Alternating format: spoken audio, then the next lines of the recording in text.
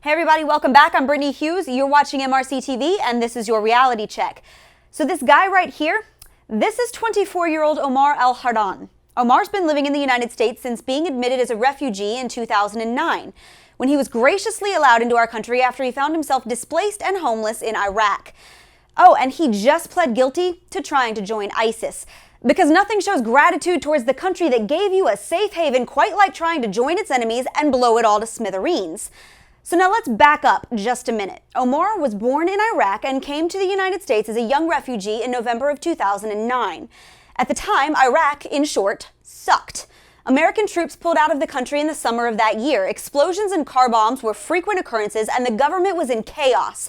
The State Department reports that an average of 7 people were being killed by violence per day, and that large numbers of displaced people were flocking to refugee camps.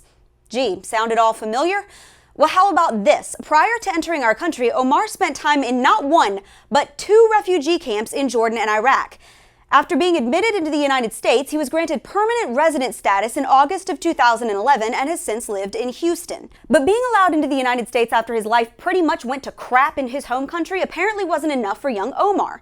Several years after coming to America, he met a guy affiliated with al-Nusra and explained he wanted to get more experience building IEDs and remote-activated explosives.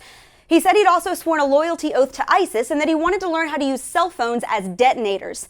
Unfortunately for this wannabe terrorist, Omar also told his plans to an undercover federal informant.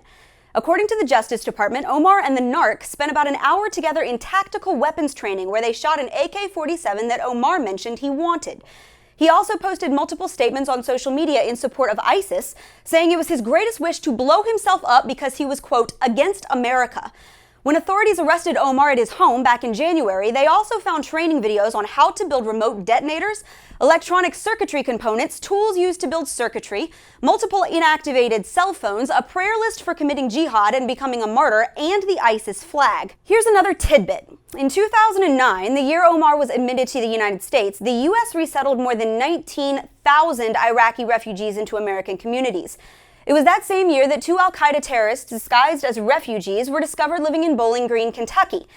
But we never learn. In this last fiscal year, the Obama administration admitted more than 9,000 refugees from Iraq and tens of thousands more from neighboring nations plagued with the cancer of radical religious ideology. Look, violence sucks. War sucks. Innocent people being driven from their homes because their government is corrupt and their country has become a crap hole sucks.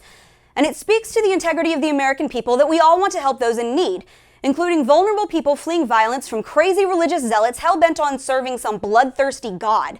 But if we're not careful, and if we continue to allow thousands and thousands of displaced persons into our nation, while failing to annihilate an enemy that wants every one of our heads on sticks, that nation is going to be us. Protecting our national security by being selective about who we let in is not racist, it is smart. But instead of doing that, our borders are open, we're letting in record numbers of people from nations that hate our guts, and it only takes one. And you can count on this. Omar Al-Hardan might not have accomplished his goal, but he will not be the last.